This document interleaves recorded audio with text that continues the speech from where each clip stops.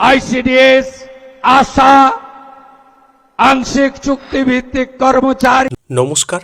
আজকে আমরা এমন একটা বিষয় নিয়ে কথা বলবো যা আমাদের সমাজের প্রতিটা গ্রামের প্রতিটি পাড়ার সাথে যুক্ত, কিন্তু দুর্ভাগ্যবশত এই বিষয়ের পেছনে আসল সত্যিটা আমাদের চোখের আড়ালেই থেকে যায়। আজ আমরা কথা বলবো আমাদের অঙ্গনওয়াড়ি কর্মী এবং সহায়িকা দিদিদের নিয়ে। আমরা প্রায়ই সোশ্যাল মিডিয়ায় দেখি কেউ মোবাইল ক্যামেরা হাতে কোনো অঙ্গনওয়াড়ি কেন্দ্রে ঢুকে পড়ছেন, চিৎকার করে জিজ্ঞাসা করছেন ডিমের ঝোলে আলু কম কেন, খিচুড়িতে সবজি নেই কেন, আপনারা বাচ্চাদের খাবার চুরি করছেন। এই ভিডিওগুলোতে হাজার হাজার ভিউজ আসে, কমেন্ট বক্সে দিদিদের চোর, ফাঁকিবাজ বলে গালিগালাজ করা হয়। কিন্তু আপনারা কি কখনো খতিয়ে দেখেছেন এর পেছনে আসল সত্যিটা কি? মাঠের বাস্তবটা ঠিক কতটা নির্মম? আজকের এই ভিডিওতে আমরা কোনো রাজনৈতিক দল বা সরকারি আদেশের গল্প করব না। আজ আমরা খোলসা করব সেই সত্য যা জানলে একজন সাধারণ মানুষ হিসাবে আপনারও বুক কেঁপে উঠবে। কেন আইসিডিএস দিদিরাই সবসময় সব দোষের ভাগিদার হন? কেন তাদেরকে ছাই ফেলতে ভাঙা কুলোর মতো ব্যবহার করা হয়? জানতে হলে ভিডিওটি একদম শেষ পর্যন্ত দেখুন। আর আপনি যদি চ্যানেলে নতুন হন তবে অবশ্যই সাবস্ক্রাইব করে পাশে থাকুন। রাজ্যে বা দেশে সময়ে সময়ে রাজনৈতিক পালাবদল হয়, নতুন নতুন সরকার আসে, বড় বড় প্রতিশ্রুতি দেওয়া হয়, কিন্তু একটা জিনিস বছরের পর বছর ধরে একদম অপরিবর্তিত রয়ে গেছে, সেটা হলো অঙ্গনওয়াড়ি কর্মী ও সহায়িকাদের প্রতি বঞ্চনা ও অবহেলা।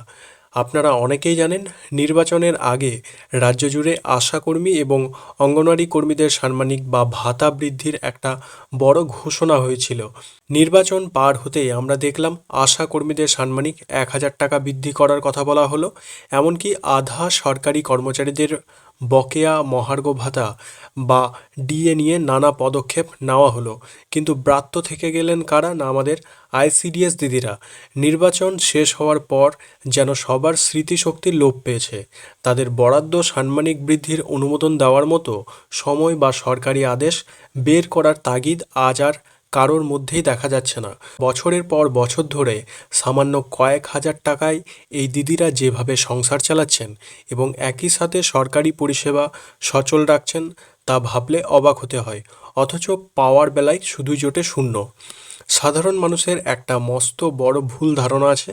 অনেকেই ভাবেন অঙ্গনওয়াড়ি দিদিদের কাজ শুধু দুটো ফুটিয়ে বাচ্চাদের খিচুড়ি আর ডিম বিলি করা, ব্যাস এটুকুই। কিন্তু আপনারা কি জানেন তাদের আসল কাজের পরিধি কতটা বড়?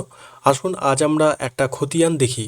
একজন অঙ্গনওয়াড়ি কর্মীকে প্রতিদিন যে কাজগুলো করতে হয়: শিশুদের প্রাক প্রাথমিক শিক্ষা দেওয়া, খেলার ছলে পড়াশোনা, প্রতিদিন শিশুদের ওজন মাপা এবং তাদের পুষ্টির গ্রাফ তৈরি করা, এলাকার গর্ভবতী এবং প্রসূতি মায়েদের বাড়ি বাড়ি গিয়ে তথ্য সংগ্রহ করা এবং তাদের স্বাস্থ্য পর্যবেক্ষণ করা, সরকারি টিকাকরণ কর্মসূচিতে সম্পূর্ণ সহযোগিতা করা, পোলিও ড্রাইভ থেকে শুরু করে স্বাস্থ্য সচেতন তার প্রচার করা।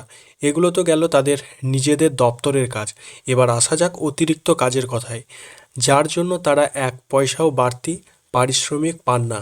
যখনই সরকারের কোনো জটিল সমীক্ষার প্রয়োজন হয়, তা সে আবাস যোজনার ঘরের সার্ভে হোক, ভোটার তালিকার কাজ হোক, দুয়ারে সরকার ডিউটি হোক, কিংবা লক্ষ্মী ভাণ্ডার বা অন্নপূর্ণা ভাণ্ডারের ফর্ম ফিল আপের ডেটা এন্ট্রি হোক, সবচেয়ে আগে ডাক পড়ে এই আইসিডিএস দিদিদের। একেবারে বিনামূল্যে অমানসিক পরিশ্রমের মাধ্যমে তারা এই কাজগুলো করে দেন। আর এর উপরি পাওনা হিসাবে কি মেলে জানেন? সাধারণ মানুষের কটূক্তি, মানসিক নির্যাতন এবং দিনের শেষে ঊর্ধ্বতন কর্তৃপক্ষের কাছ থেকে এক চিলতে ধন্যবাদও জোটে না। এখন হাতে হাতে স্মার্টফোন, ভিউজ আর লাইক পাওয়ার চক্করেই অনেকে আজ মস্ত বড় সমাজসেবী সেজে বসে আছেন। কেন্দ্রে গিয়ে দিদিদের হেনস্থা করা যেন একটা ট্রেন্ড হয়ে দাঁড়িয়েছে। 11টার সময় খাবার দিচ্ছেন কেন, বাচ্চাদের খিচুড়িতে সবজি কম কেন, এইসব প্রশ্ন তোলা খুব সহজ। আইন আর বরাদ্দের খবর কি আপনারা কেউ রাখেন? চলুন আজ কয়েকটা বাস্তব প্রশ্ন তুলি, যা এই তথাকথিত সমাজসেবীরা কোনোদিন জিজ্ঞাসা করবেন না। প্রথম প্রশ্ন, যে বাচ্চাদের খিচুড়িতে যে সবজি দেওয়া হয় তার জন্য সরকার প্রতিদিন মাথাপিছু কত টাকা বরাদ্দ করে? আজকের বাজারে যখন আলু প্রায় 20-30 টাকা, পটল 60 টাকা কেজি, তখন সেই সামান্য সরকারি বরাদ্দে কতটা সবজি কেনা সম্ভব হয়? দ্বিতীয়ত প্রশ্ন, যে খাবার রান্না করার জন্য যে রান্নার গ্যাস বা জ্বালানি লাগে, তা বিল সরকার থেকে যা দেওয়া হয় তা কি বর্তমান বাজারের সাথে সামঞ্জস্যপূর্ণ? তৃতীয় প্রশ্ন, ডিম বা শাকসবজি। ডিম বা শাকসবজি কেনার টাকা অনেক সময় সরকারি ফান্ড থেকে আসতে মাসের পর মাস দেরি হয়। তখন কেন্দ্র সচল রাখতে দিদিরা নিজেদের পকেটের টাকা খরচ করে বাজার করেন। একজন সামান্য বেতন কর্মী কেন নিজের পকেট থেকে সরকারি কেন্দ্র চালাবেন? এর উত্তর কারো কাছে আছে? অনেকের আবার এই মতলব আছে যে তারা কেন্দ্রে এসে ঝগড়া করেন। আমার বাচ্চা বেসরকারি স্কুলে পড়ে, সে কেন্দ্রে আসে না, তাও তাকে খাবার দিতে হবে, কিন্তু সরকারি নিয়ম অনুযায়ী শিশুকে কেন্দ্রে উপস্থিত থাকতে হবে, তবেই সে পুষ্টিকর খাবার পাবে। দিদিরা যখন নিয়ম মানতে যান তখন গ্রামবাসীরা দল বেঁধে একে একে কিন্তু এসে বিভিন্ন রকম অপবাদ এবং হেনস্থা করে, এমনকি চোরও বানিয়ে দেয়।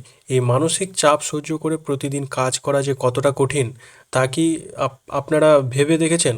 এবং অনেক কেন্দ্রে দেখা যায় যে পানীয় জলের ব্যবস্থা নেই, শৌচাগার ভেঙে পড়েছে, কিংবা বর্ষাকালে ছাদ দিয়ে জল পড়ছে। সাধারণ মানুষ গিয়ে সোজা কর্মী দিদির কলার চেপে ধরেন। কিন্তু বলুন তো, যে কেন্দ্র সংস্কার করার ক্ষমতা বা বাজেট কি একজন অঙ্গনওয়াড়ি কর্মীর হাতে আদৌ থাকে? তাদের কাজ শুধু সমস্যার কথা জানিয়ে ঊর্ধ্বতন কর্তৃপক্ষকে চিঠি পাঠানো বা রিপোর্ট করা। তারা মাসের পর মাস চিঠি পাঠিয়ে অপেক্ষা করেন, কিন্তু ওপর থেকে ফান্ড না এলে তারা কি করবেন? এত অভাব, এত পরিকাঠামোগত সমস্যার পরেও কিন্তু তারা কেন্দ্র বন্ধ রাখেন না। ছেঁড়া মাদুর বিছিয়ে হলেও বাচ্চাদের বসিয়ে তারা পরিষেবা দিয়ে যান। বিনিময়ে তারা সমাজ থেকে কী পান? না শুধু লাঞ্ছনা আর অপবাদ। একটা অন্য বাস্তবতার কথা বলি, অনেক অঙ্গনওয়াড়ি কর্মী এবং সহায়িকা দিদি আছেন যারা নিজেদের কেন্দ্রটিকে নিজের সন্তানের মতো ভালোবাসেন। সরকারি কোনো সাহায্য না পেয়ে তারা নিজেদের পকেটের টাকা খরচ করে চার্ট পেপার কেনেন এবং রং তুলি দিয়ে দেওয়াল সাজান, বাচ্চাদের জন্য খেলার সামগ্রী তৈরি করেন। কেন্দ্রে যখন কোনো বিশেষ দিবস পালন করা হয় বা মিটিং হয়, তখন চক্ষু লজ্জার খাতিরে আগত লোকেদের যে চা বিস্কুট খাওয়ানো হয় তা কোনো সরকারি ফান্ড থাকে না। সেই খরচও দিদিরা নিজেদের পকেট থেকেই করেন। তারা এগুলো করেন শুধুমাত্র নিজেদের আত্মসম্মানটুকু বাঁচানোর জন্য, যাতে কেউ বলতে না পারে যে কেন্দ্রটি নোংরা বা দিদিরা কাজ করছেন না। ভবিষ্যৎ প্রজন্মের ভিত গড়ে তোলার জন্য তাদের এই নীরব অবদানকে আমরা কজনই বা কুর্নিশ জানিয়েছি।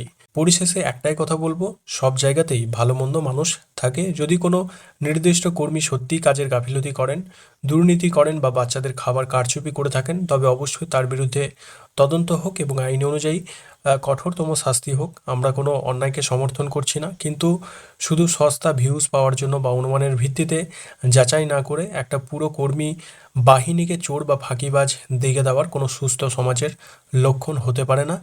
আমাদের মনে রাখা উচিত, অঙ্গনারী দিদিরাও রক্ত মাংসের মানুষ, তাদেরও পরিবার আছে, সমাজের একটা সম্মান আছে। আমাদের দায়িত্ব হলো ভালো কাজের প্রশংসা করা এবং কোনো সমস্যা থাকলে তা সঠিক তথ্য এবং প্রমাণের ভিত্তিতে দপ্তরে অভিযোগ জানানো, কাউকে রাস্তায় বা সোশ্যাল মিডিয়ায় অপমান বা হেনস্থা করা নয়। আপনারা কি মনে করেন, আমাদের রাজ্যের এই লক্ষাধিক অঙ্গনওয়াড়ি কর্মী ও সহায়িকাদের কাজের পরিবেশ, তাদের আর্থিক সাম্মানিক এবং সামাজিক সম্মান কি অবিলম্বে বাড়ানো উচিত নয়? সরকারের কি এদের প্রতি আরও মানবিক হওয়া উচিত নয়? আপনাদের মূল্যবান মতামত অবশ্যই নিচের কমেন্ট বক্সে লিখে জানাবেন। ভিডিওটি যদি আপনাদের চোখ খুলে দিয়ে থাকে, তবে সমাজকে সচেতন করতে এটি প্রচুর পরিমাণে শেয়ার করুন। একটা লাইক দিয়ে আমাদের উৎসাহিত করুন আর এরকম বাস্তব বিশ্লেষণ ভিত্তিক ভিডিও আরও পেতে আমাদের চ্যানেলটিকে সাবস্ক্রাইব করে বেল আইকনটি প্রেস করে রাখুন। আজকের মতো এখানেই শেষ করছি। ভালো থাকবেন, সুস্থ থাকবেন, ধন্যবাদ।